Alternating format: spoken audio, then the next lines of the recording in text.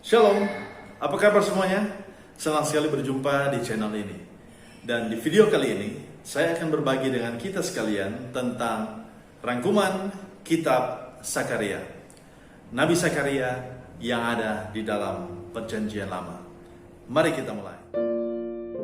Penulis kitab ini kita bisa baca dalam pasal 1 ayat 1 yang menyatakan bahwa Nabi Sakaria lah yang menulis kitab ini.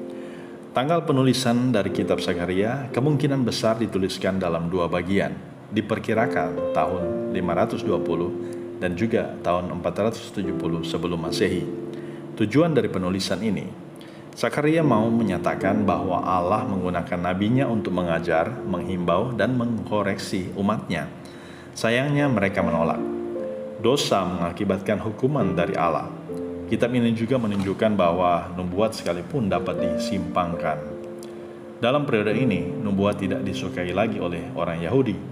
Mereka seperti hidup di antara jeda periode Perjanjian Lama dan Perjanjian Baru, di mana tak ada nubuat yang signifikan yang berbicara kepada umat Allah.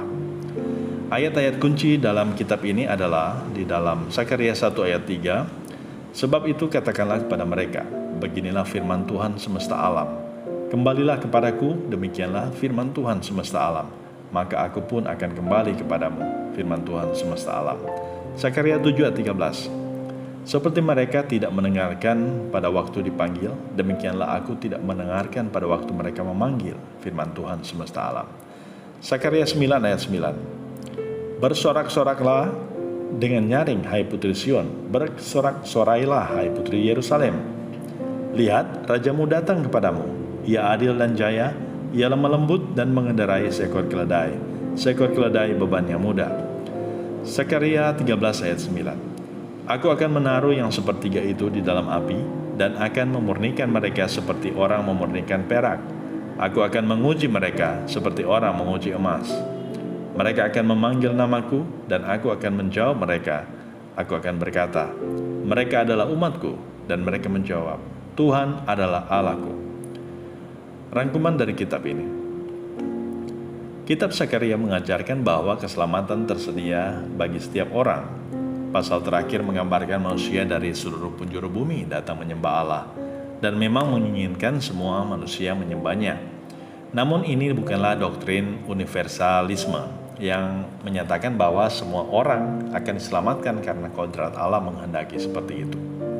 Sebaliknya, kitab ini mengajarkan bahwa Allah menginginkan setiap orang menyembahnya. Ia ingin menerima setiap orang yang menyembahnya tanpa mempedulikan suku bangsa ataupun status politiknya. Ibarat seperti pelepasan Yudea dan Yerusalem dari musuh politik mereka. Sakaria menyatakan Allah berdaulat penuh atas dunia ini.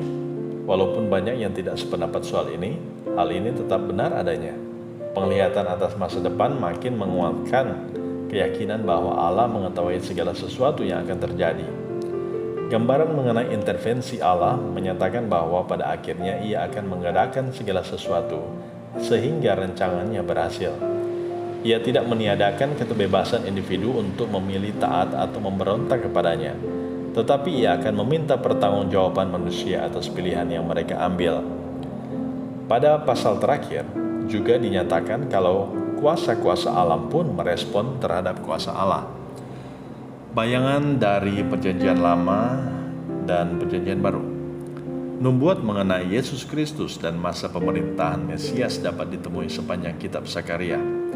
Dari janji bahwa Mesias akan datang dan berdiam di antara kita bisa dilihat di Sakaria 2 ayat 10-12, juga di Matius 1 ayat 23. Hingga mengenai pertanda tunas dan batu, Sakaria 3 ayat 8-9, pasal 6 ayat 12-13, juga di Yesaya 11 ayat 1, dan di Perjanjian Baru, Lukas 20 ayat 17-18, sampai dengan janji kedatangannya yang kedua, di mana mereka yang menusuknya akan menentapnya dan berkabung, Sakaria 12 ayat 10, juga dalam Yohanes 19 ayat 33-37. Kristus menjadi tema utama kitab Sakaria.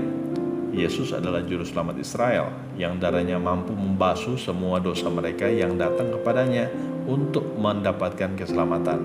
Sakaria 13 ayat 1, juga di dalam 1 Yohanes 1 ayat 7. Prakteknya, Allah mengharapkan ibadah yang tulus dan kehidupan yang bermoral dari setiap manusia. Zakaria yang berusaha mengubah cara pikir yang salah mengingatkan kita untuk menjangkau semua lapisan sosial masyarakat. Kita harus menyebarkan undangan Allah mengenai keselamatan kepada setiap manusia, bagi semua bangsa, bahasa, suku, dan budaya. Keselamatan itu tersedia hanya melalui darah Yesus Kristus yang dicurahkan di atas kayu salib, yang mati demi menebus dosa manusia. Jika kita menolak pengorbanan itu, tidak ada lagi korban yang bisa memperdamaikan manusia dengan Allah. Tidak ada nama lain di bawah kolong langit ini yang melaluinya manusia dapat diselamatkan. Kisah Para Rasul 4 ayat 12. Tidak ada waktu yang pantas disia-siakan, saudara-saudara. Hari ini adalah hari keselamatan. Demikianlah rangkuman dari kitab Zakaria. Dan jika teman-teman menyukai video ini, jangan lupa untuk like dan subscribe dan share kepada teman-teman saudara sekalian. Dan juga teman-teman bisa support channel ini ya. Semoga Tuhan memberkati kita sekalian.